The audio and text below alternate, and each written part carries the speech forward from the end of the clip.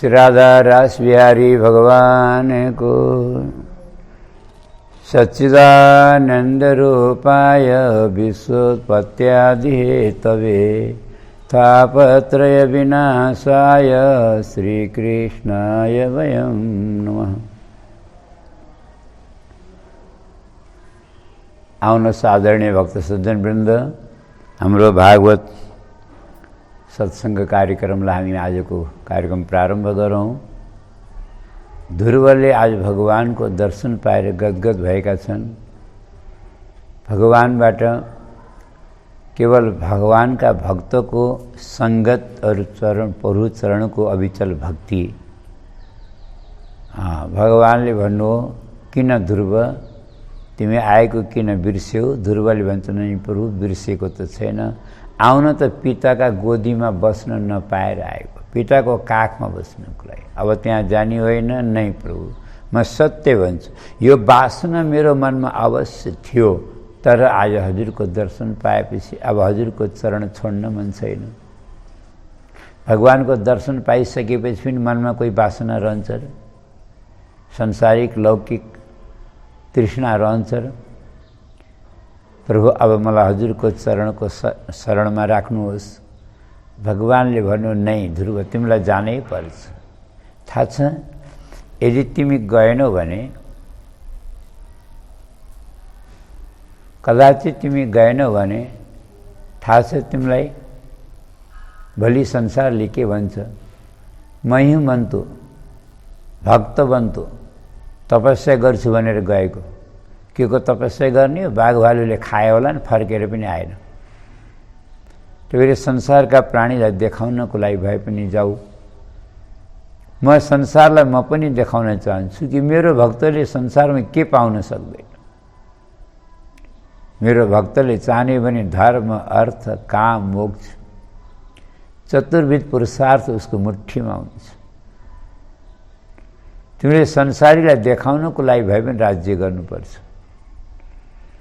ठिक छ प्रभु, हजुरको आज्ञालाई म पालन गर्छु, हजुरले भन्नुहुन्छ भने अवश्य जान्छु, तर धेरै दिन तक म त्यो संसारमा त्यो पापी दुनियाँमा मलाई बस्न नपरोस्। प्रभु कृपा गर्नु होला मलाई छिटै। भगवानले भन्नु धेरै कले भने हार, बस मात्र 36,000 वर्ष। 36,000 वर्ष भनेको सुनेर ध्रुव झस्कन्छन्। प्रभु यति लामो समय मैले कसरी बिताउँछु हजुरको वियोगमा? भगवानले भन्छ ध्रुव तिमी मेरा भक्त भएर पनि त्यसो भन्छौ? हेर, मेरा भक्त संसारमा कहिल्यै बोर हुँदैनन्। बोर हुने त यी संसारका अज्ञानी और विमुख प्राणी हुन्। उनलाई समय पास हुँदैन, दिनभरि चौतारीमा बसेर तास खेल्या हुन्छन्। सोध्नु त के गरेको यो भने समय पास गरेको, समय काटाउनु, बोर भएर यहाँ भन्छन्। त्यो संसारका मान्छे सधैँ बोर हुन्छन्, परन्तु भगवानका भक्त कहिल्यै बोर हुँदैनन्। भगवानका भक्त त सधैँ विभोर हुन्छन्। उनलाई त फुर्सदै हुँदैन, उनलाई त कहिल्यै फुर्सद हुँदैन। भगवानको सेवाबाट, भगवानको सेवा चाहिँ के? पाठ, पाठ चाहिँ के? कथा, कथा चाहिँ के? कीर्तन। एउटा न एउटा भागवत सेवाले फुर्सदै हुँदैन। अस्तु खेर, आज ध्रुवको मन थिएन फर्कने, तर भगवत आज्ञाले फर्केर आइरहेका छन्। तर मनमा यही सोचिरहन् कि म आज प्रभु परमात्माको दर्शन पाएर पनि त्यही पापी दुनियाँमा जाँदैछु, जहाँबाट एक दिन दुखी भएर रुँदै रुँदै वनमा आएको। प्रभुको आज्ञा भन्दै गइरहन्। और कसैले एउटा दूतले गएर राजालाई खबर गर्यो, सरकार हजुरका बालक ध्रुव वनबाट भगवानको दर्शन गरेर तपस्या गरेर फर्केर आउँदैछ। पहिला त राजालाई विश्वास पनि भएन, तर नारदजीको वचन याद आयो। नारदजीले 6 महिनामा तिम्रो बालक फर्केर आउँछ भगवानको दर्शन गरेर भन्नुहुन्थ्यो। साँच्चै होला, खुसी भए, यति प्रसन्न भए, गदगद भए, आफ्नो कण्ठको बहुमूल्य हार उतारेर त्यो दूतलाई पहिराइदिए। राम्रो खबर ल्याएर सुनायो भनेर। हारम प्रादन महाधनम, महाधन बहुमूल्य हार, त्यो समाचार खबर सुनाउनेवाला दूतलाई पहिराइदिए। तुरुन्तै आफ्ना पुत्रको अगवानी गर्नको लागि, स्वागत गर्नको लागि नगरबाट बाहिर निस्के। सङ्घमा ब्राह्मणहरूले स्वस्ति वाचन गर्दै गएका छन्, वराङ्गनाहरू नृत्य गर्दै गएका छन्, गाजा बाजाका साथमा ध्रुवको स्वागत गर्न गइरहेका छन्। राजा नगरबाट बाहिर जाँदैछन्, अरू उता बाहिरबाट वनको बाटो ध्रुव आउँदैछन्। ध्रुवले टाढैबाट देखे पिताजीलाई। राजा पनि रथबाट कुदेर पैदलै दौडे। ध्रुवले देखे सानो बच्चा जस्तै पिताजी भावावेशमा दौडेर आउँदै हुनुहुन्छ। ध्रुवले पनि टाढैबाट साष्टाङ्ग प्रणाम गरे आफ्नो पितालाई। आज राजा गदगद भएर बालकलाई उठाएर हृदय लगाए, शिरमा सुँगे अनि कपोलमा गालामा चुम्बन गरे। राजालाई थाहा थिएन ध्रुवको गालामा के थियो। ध्रुवको कपोलमा भगवानले पाञ्चजन्य शङ्ख बजाएर, आफूले बजाएर त्यो आफ्नो अधरामृत लागेको शङ्ख यहाँ छाउनु भएको थियो। और अन्जानमा पनि राजाले त्यही ठाउँमा चुम्बन गरे। तो आज राजालाई ब्रह्मानन्दको अनुभूति भयो। पूरा शरीर पुलकित भयो, रोमाञ्चित भयो, वाणी अवरुद्ध भयो, कण्ठ गदगद भयो, आँखामा प्रेमका आँसु छलछलाएर आउन लागे और मनमा वैराग्य आयो। धन्य हो मेरो आज 5 वर्षको बालकले भगवानको दर्शन गरेर 6 महिनामा त पनि आज प्रभुको परमात्माको साक्षात दर्शन गरेर आयो। और म अभागी, म भगवानको विमुख, भगवत विमुख अज्ञानी प्राणी बुढो भइसके, अहिलेसम्म खै दर्शन पाएको। दर्शन पाउन त परै जाओस्, दर्शन प्राप्त गर्ने मनमा चाहत पैदा गर्न सकेका छैन। और बिना चाहको के हुन्छ? चाहना नै छैन, कामना नै छैन, इच्छा नै जागृत भएको छैन, प्रबल छैन। उत्कण्ठा, मनमा उत्कण्ठा प्राप्त भएको छ। साँच्चै भन्ने भने भगवानको दर्शन गर्ने, भगवानको साक्षात्कार गर्ने सबभन्दा ठुलो साधना अथवा मूल्य के हो? चैतन्य महाप्रभु कति मिठो कुरा गर्नुहुन्छ। क्रियताम यदि कुतोपि लभ्यते, यदि कहीं पाइन्छ भने किन्नुहोस्, किन्नुहोस्, मौका नगुमाउनुहोस्। किन्नी त हो, हामी सबैले किन्न मन छ, पर मूल्य के होला, कति लाग्ला? प्रभु के भन्नुहुन्छ? चैतन्य महाप्रभु लौल्यमेव मूल्य केवलम, लौल्यमेव मूल्य केवलम, मात्र भगवान का दर्शन को, प्राप्ति को मूल्य हो भगवानलाई प्राप्त गर्ने आतुरता, उत्कण्ठा, व्याकुलता, छटपटाहट। और जो हामी अभागीहरूको हृदयमा पहिल्यै भएको छैन, अनि कहाँबाट दर्शन हुन्छ? राजाले भने, ध्रुव अब तिमीले मेरो गद्दी सम्भाल, म तिम्रो गद्दी सम्हाल्न जान्छु। ध्रुवलाई राजा बनाएर आफू तपस्या गर्न गए। अनि एउटा रथमा रानी सुनीति र सुरुचि एउटै रथमा ड्युटी बसेर आए। ध्रुवलाई स्वागत गर्नु। ध्रुवले पहिला आफ्नी मातालाई ढोगेनन्, सौतेनी आमालाई विमातालाई चरणमा ढोग्छन् साष्टाङ्ग। और सुरुचि पनि आफ्ना चरणमा झुकेका साष्टाङ्ग गरेका बालक ध्रुवलाई उठाएर हृदय लगाएर आशीर्वाद दिन्छन्। के भन्छन्? चिरञ्जीव चिरञ्जीव अरे। ल हेर्नु त, याद होला के यी उनै सुरुचि हुन् जसले मरेर मेरा कोखबाट जन्म लिएपछि पिताको गोदी पाउँछस् भन्ने वाली, मर्न जा भन्ने वाली। और आज चिरञ्जीव चिरञ्जीव भन्छन् उनीहरूले। यसको तात्पर्य के हो? भगवानले कृपा गरेपछि दुनियाँले कृपा गर्छ।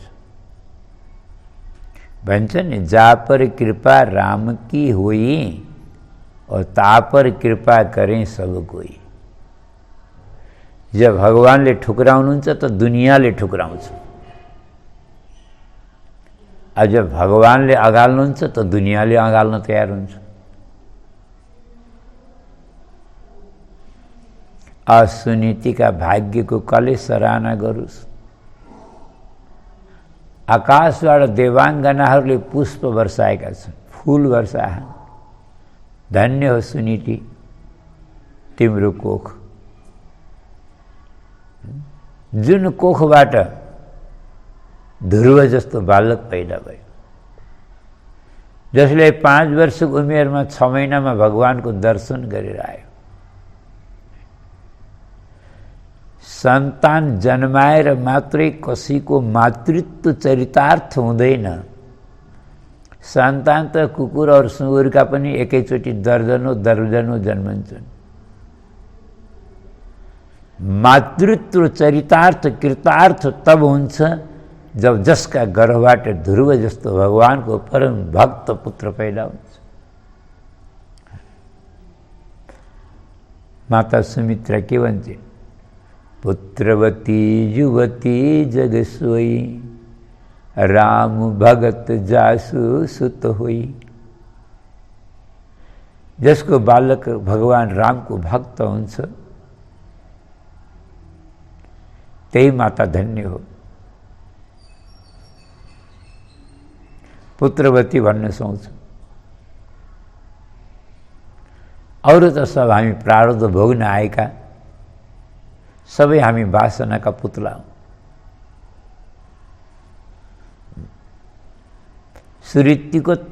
सुनीतिको त आँखाबाट आँसु और छातीबाट स्तनबाट दूधको धारा बगेको छ। यो पुत्र वात्सल्य।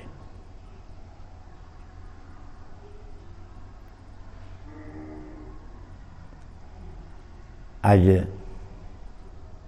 ध्रुव राजा भए। ध्रुवका राज्यमा कोही प्रजा दुखी छैनन्। यथा राजा तथा प्रजा भन्छन्। जहाँ राजा नै भगवानको भक्त हुन्छ, धार्मिक हुन्छन्, आस्थावान हुन्छन्, नीति निपुण हुन्छन्, त्यहाँ प्रजा पनि त्यस्तै स्वयं अनुशासित हुन्छन्, धर्मज्ञ हुन्छन्, आचारवान। प्रजा पनि सब त्यस्तै छ। धेरै वर्ष शासन गरे, पुरै 36,000 वर्ष शासन गरे। एक दिनको कुरा हो, इनको भाइ उत्तम शिकार खेल्न भनेर वन गएका थिए। फर्केरै आएनन्। एउटा यक्षसँग झगडा गरेछन् अनि यक्षले वध गरिदिए। अब छोरो खोज्न भनेर गएकी सुरुचि न छोरालाई फेला पारी न फर्केर आफू आइन्। वनमा आगो लागेको थियो, डढेलो दावाग्नि, वनको भयंकर अग्निको ज्वालामा बिचरा त्यहीँ फसेर टिप्पणी त्यतै समाप्त भए। यो कथा बडा विचित्र छ। यो सुन्ने होइन कि यो त बुझ्ने कथा। आज यस्तो किन भयो? किनकि सुरुचिले ध्रुवलाई त मर्न जा भनी थिइन्। और त्यसको फल के भयो? ध्रुव त भगवानको झन् दर्शन गरेर आए, आफ्नो पुत्र मर्न गयो। त्यही भएर अर्काको अनिष्ट चिताउने मान्छेको, अर्काको कुभलो चिताउने मान्छेको कहिले राम्रो हुँदैन। अर्काको कुभलो त होला कि नहोला भगवान जानुन्, तर चिताउनेवालाको निश्चित कुभलो हुन्छ, अनिष्ट हुन्छ। त्यही भएर भागवतले हामीलाई यही सिकाउँछ, कहिले पनि कसैको पनि अनिष्ट नचिताउनु, कसैको कुभलो नचिताउनु। अझ हामीलाई के अधिकार छ भनौँ त अर्काको अनिष्ट चिताउने? मान्छेले सबले आफ्नो आफ्नो पूर्वजना गरेका कर्मको फल भोगिरहे। हामी कसैसित पनि किन रिसाउनु पर्यो? किन कसैको कुभलो चिताउनु पर्यो? हेर्नु कति नराम्रो भयो। ध्रुव जस्तो परम भक्त बालकलाई मर्न जा भन्दा आफ्नो बालक मर्यो और आफूले पनि त्यही गति, आफूले पनि मृत्युलाई वर्ण गर्नु पर्यो। पर जब ध्रुवले सुने कि मेरा भाइको यक्षले वध गरे, ध्रुवलाई सहन भएन। उनी अलकापुरीमा आक्रमण गर्न गए और भयंकर युद्ध भयो, घमासान युद्ध भयो। यक्षहरू उनको साधारण सैनिक योद्धा होइनन्, तर भगवानका कृपाले, ऋषिमुनिहरूका आशीर्वादले ध्रुव विजयी भए। ऋषिमुनिहरूका आशीर्वादले एउटा अमोघ अस्त्र, नारायणास्त्र उठाएका थिए, जुन अस्त्रले पुरै अलकापुरी ध्वस्त हुनेवाला थियो। पुरै अलकापुरीलाई ध्वस्त गर्ने। पर स्वयम्भू मनु आकाश मार्गबाट उत्रेर आउनुभयो अनि ध्रुवलाई भन्नु, बाबु ध्रुव के गरेको तिमीले? यो बन्द गर। अलम वत्सा तिरोसेण तमोद्वारेण पापमनः। तिमीले के गर्न लाग्छौ थाहा छ? यो बाणले पुरै अलकापुरी ध्वस्त हुन्छ, लाखौं यक्षहरू मर्छन्। अनि त्यति गरेर के तिम्रो भाइ फर्केर आउँछ? तिम्रा भाइका प्रारब्धमा त्यही लेख्या थियो। अच्छा चलो मान, एउटा यक्षले तिम्रा भाइको वध गर्यो और बदलामा तिमीले कति यक्षको वध गर्यो? अनि के पायो भने त? हेर, यो क्रोध भनेको नरकको द्वार हो। मान्छेलाई क्रोधले नरक लैजान्छ।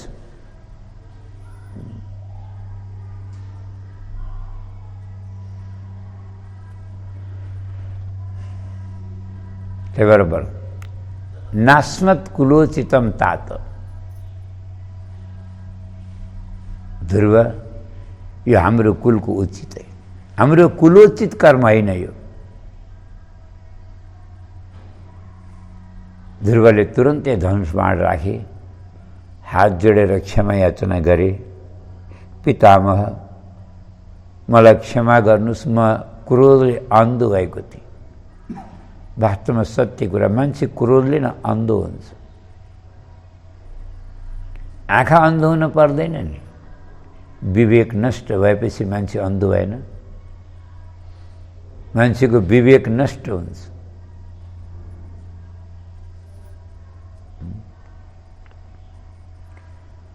मैले क्रोधको आवेशमा आएर म नरकको बाटो लाग्यो।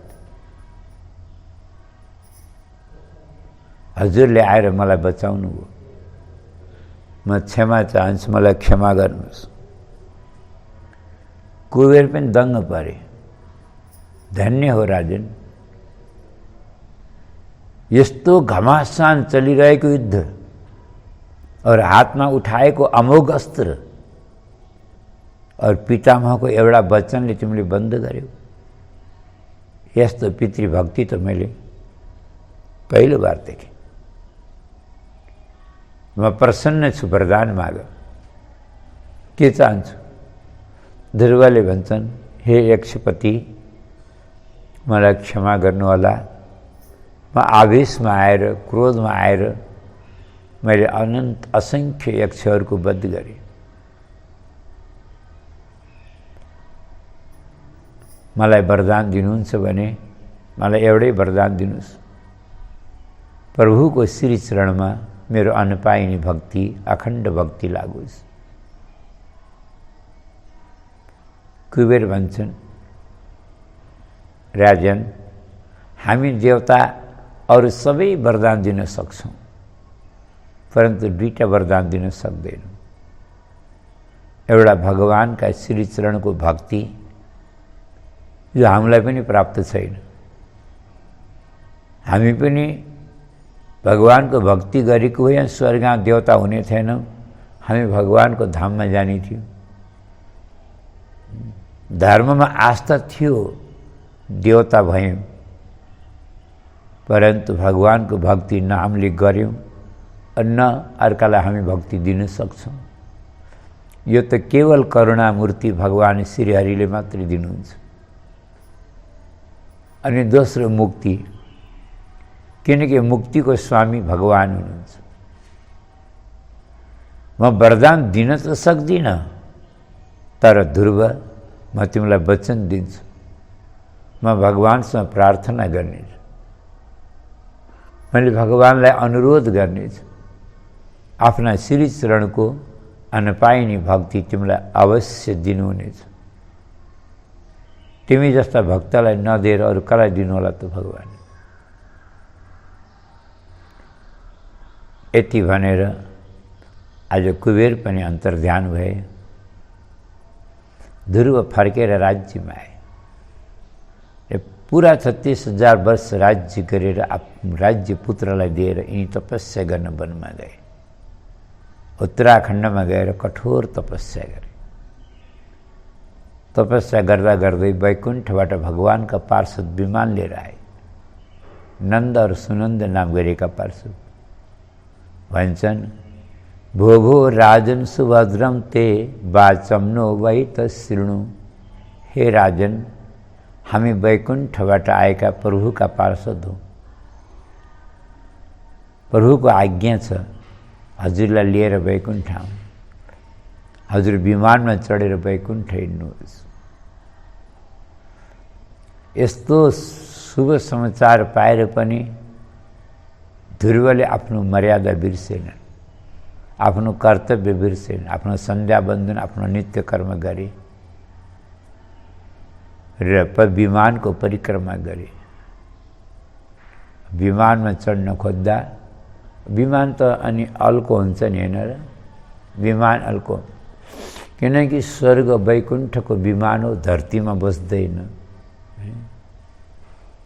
अच्छा, एउटा कुरा, हामीले कदाचित देवताको दर्शन पायौँ अथवा कहीँ साक्षात्कार वा आम्न सामना भयो भने हामी देवतालाई कसरी चिन्ने? चिन्न त गाह्रो छ नि। तो देवतालाई चिन्ने उपाय म बताइदिउँ है त। तीनटा चिन्ह छन्, उपाय छन् देवतालाई चिन्ने। एउटा कुरो त स्वर्गका देवता हुन् नि, धरतीमा हिँड्दैनन्, भएमा हिँडे जस्तै देखिन्छ, त राम्रोसँग ध्यान गरेर हेर्नु तिनीहरूका पैतालो धरतीबाट माथि हुन्छ, धरतीको स्पर्श हुँदैन। दोस्रो, देवताका आँखाका परेला गिर्दैनन्, उनले टकटकी लाएर हेरिरहन्छन्। हाम्रा बिचमा परेला गिर्ने उठ्ने हुन्छ नि, त्यस्तो हुँदैन, निमेष गिर्दैन। अनि तेस्रो उपाय, देवताको छाया हुँदैन, किनकि हाम्रो जस्तो पाञ्चभौतिक शरीर भए पो छाया हुन्थ्यो त। पर एउटा कुरा विचार गर्नु न, फेरि यी भूत प्रेत पनि देव योनिका हुन्, यिनीहरूको पनि त्यही लक्षण हुन्छ। फेरि यिनीहरूलाई भगवान देवता नसम्झन्, किनकि देवता त ती पनि हुन्, तर बिचारा यी सामान्य तमोगुणी देवता हुन्छ। खेर अस्तु, त यो विमान पनि वैकुण्ठबाट आएको माथि थियो। त्यही भएर जसै चढ्न प्रयास गर्दै थिए अगाडि सामने मृत्यु देवतालाई देखे। मृत्यु देवता हात जोडेर खडा भएका के भन्छ, ध्रुव मैले वर्षौँदेखि तिम्रो चक्कर काटिरहेको थिएँ, परन्तु कोही गल्ती फेला पारिन जो आक्रमण गर्न सकौँ। यो मर्ते लोक हो, यहाँ आएको प्राणी मरेर मात्रै माथि जान्छ, परलोक जान्छ। त्यही भएर म मृत्यु हुँ, मलाई स्वीकार गर। ध्रुवले भने कसरी स्वीकार गरौँ? एउटा काम गर्नु न, म विमानमा चढ्न सकिरहेको होइन, अल्को छ, तपाईँ तल बसिदिनु त, तपाईँका शिरमा खुट्टो राखेर जाउँला।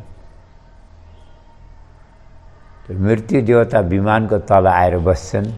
अब मृत्युको शिरमा यसलाई पायदान बनाए, चरण चौकी, सिडी चढ्ने। मृत्युर मूर्धनि पदम दत्वा आरुरोहाधुतम गृहम। मृत्युका शिरमा चरण राखेर दिव्य विमानमा ध्रुव चढे।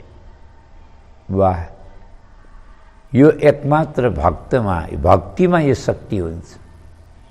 जो मृत्युका शिरमा चरण राखेर आज भगवानको विमानमा ध्रुव चढे। पार्षदहरू लिएर जाँदै थियो, बाटामा आफ्नी माता सुनीतिको याद आएछ। ध्रुवले भने पार्षदो क्षमा गर्नु, रथ फर्काइहाल्नु, म वैकुण्ठ जान्न। केलाई के भयो? केही बिर्स्यौ? कहाँ के बिर्स्यौ? जन्म दिनेवाली जननीलाई जो बिर्सिछु। आफ्नी मातालाई छोडेर त म वैकुण्ठ पनि जान्न। मातालाई धरतीमा एक्लै छोडेर म वैकुण्ठ गएर कसरी बसौँ? त्यही भएर विमान फर्काउनु। अगर मातालाई सँगै लैजान पाइन्छ भने, यो सुविधा छ भने म वैकुण्ठ जान्छु, होइन भने वैकुण्ठलाई यहाँबाट प्रणाम गर्छु। पार्षद भन्छन् धन्य हो, यस्तो पुत्रलाई जन्म दिनेवाली माता जननी। खै तिमीभन्दा पछि रहलिन् कहिले? अगाडि हेर्नु त, विमानको झ्यालबाट यसो हेर्छन् भन्दा त पुरो याने नगच्छति। एउटा अर्को विमानमा बसेर सुनीति त अगाडि गएकी छ। ध्रुवको प्रसन्नताको कोही सीमा रहेन। प्रभुको यो अनुकम्पालाई उनले प्रणाम गरे। धन्य हो प्रभुको अनुकम्पा, प्रभुको कृपा। आज वैकुण्ठमा भगवानले ध्रुवलाई स्वागत गर्ने। हेर्नु त, भक्तले भगवानको स्वागत गर्छन्, आज वैकुण्ठमा भगवानले ध्रुवको स्वागत गर्दै हुनुहुन्छ। आज स्वागत गर्न दिउँ है त अलि अर्को भाग के हुन्छ पछि बनाउँला। भले भक्तवत्सल भगवानको